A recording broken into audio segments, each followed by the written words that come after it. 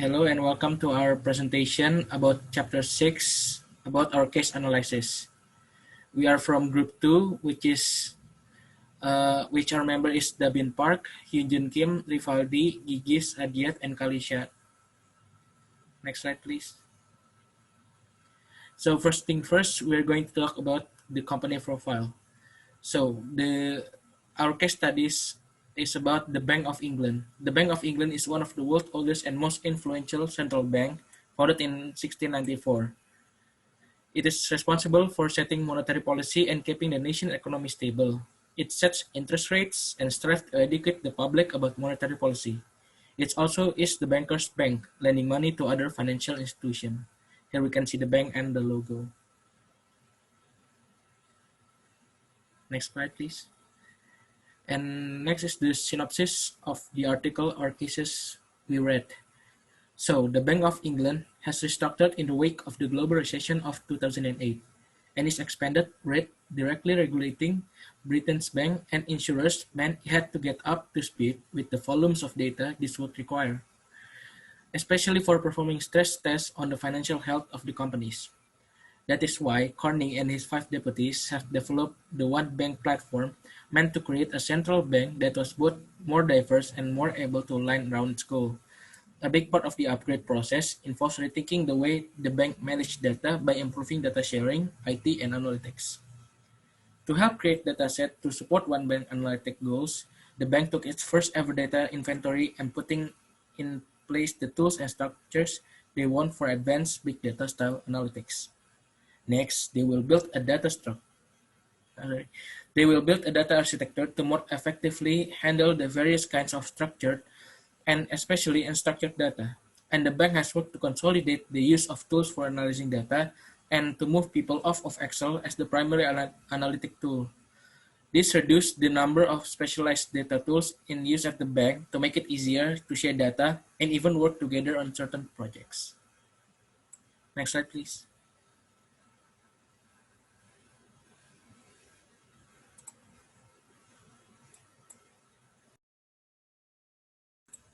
Sorry, Dabin, you're still muted.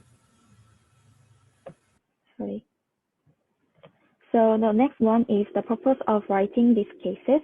To analyze whether Bank of England, how effective does it operate when applying new data technology and give recommendations on should business and institutions be more reliant on new methods of collecting data. Okay, so the next one is related theory. So we use big data. Big data is a collection of large complex data sets, including both structured and unstructured data. And these are the structure that cannot be analyzed using traditional database methods and tools. And the 4 common characteristics of big data are veracity, volume, and velocity.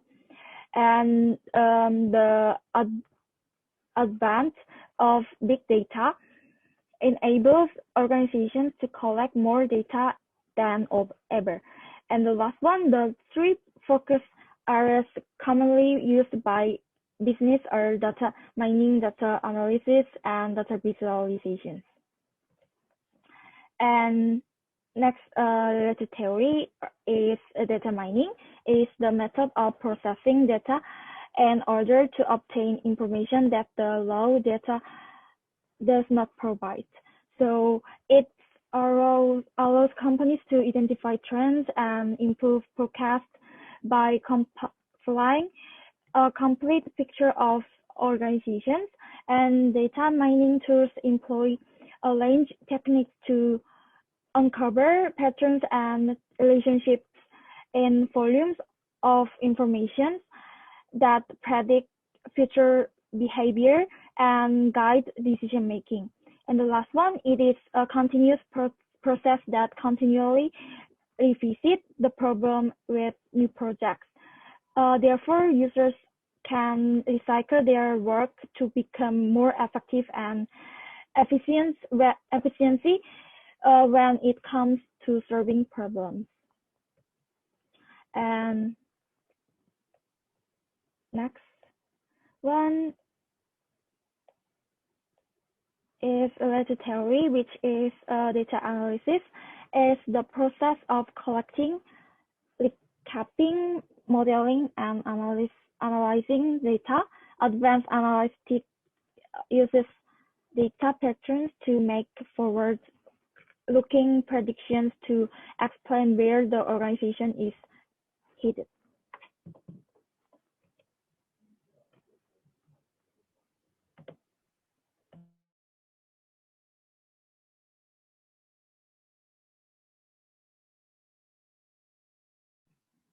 Next is data visualization.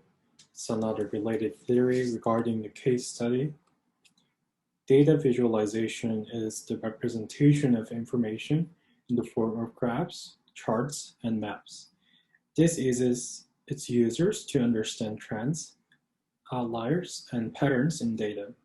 Another benefit of data visualization is that it simplifies complex data sets in a format that can be easily understood.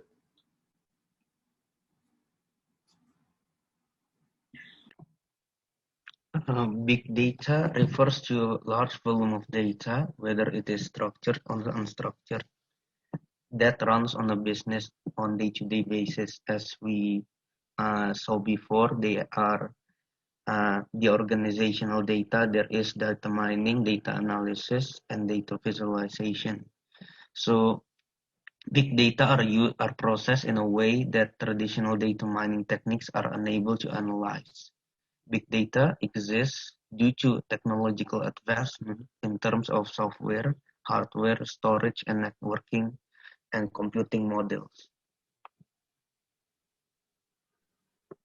These are the 4 common characteristics of big data. The first one is variety. Big data comes from a great variety of sources and generally is out of 3 types: structured, semi-structured, and also unstructured data.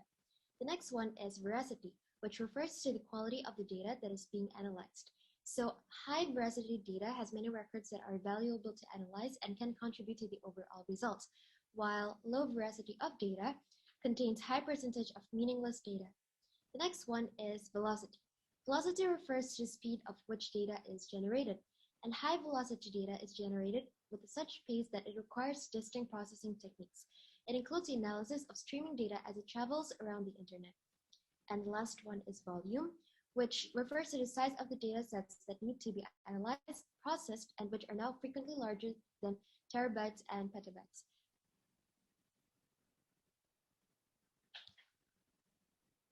The data collected and analyzed by Bank of England is not yet considered as big data. The fact that there are nearly 1,000 data sets in the inventory across a list of 14 categories. This is because the data processed by the bank does not cover the 4 characteristics of big data. The bank represents the whole nation and deals with many stakeholders such as the population and also the government. However, even the volumes are not yet anywhere near the private sector examines. Moreover, the pace of analytics, or the velocity, was not yet at the speed associated with big data analytics. They require more time to gather large volumes of data in comparison to this typical speed. But nevertheless, there are several aspects in which they follow the characteristics of big data, such as in terms of variety. The central bank covers both structured and unstructured types of data. In addition, the data are highly structured and are considered non-traditional, making the tools and structures implemented by the bank big data style analytics. Next in our discussion, we try to answer the advantage and disadvantage of modeling algorithms for a national economy. So the advantage of modeling algorithms is they minimize the risk of corruption, has the potential to acquire new databases, improving the decision-making process, and bring more transparency to government, and they smoothen up rigid bureaucracies. And the potential disadvantage of modeling algorithm is they can worsen inequality by reducing the job market from which modeling algorithm creates. And modeling algorithms is biased for the established rule and policies because of their creators. They reduce the power of individuals in making decisions. And then the last thing is consequential decision uh, that affect livelihood, people, and environment are unaccountable. They are accountable by machines. So in our conclusion, in fully implementing modeling algorithms create many beneficial outcomes for society, but decisions should always be based on humans or individuals. Technology only serves as something to facilitate progress. Next. So our conclusion is central bank data users have become more collaborative, which explains why they are concerned with how data should be collected, stored, and organized within the enterprise to produce meaningful results. Is structured or unstructured and runs a company on a daily basis. Next slide. So our recommendation is for the context of the Central Bank of England, the modeling algorithm should not depend entirely on the central bank's role as a large institution that has great results. The aim of the modeling algorithm is to smooth out and clarify the bureaucratic process in a national government.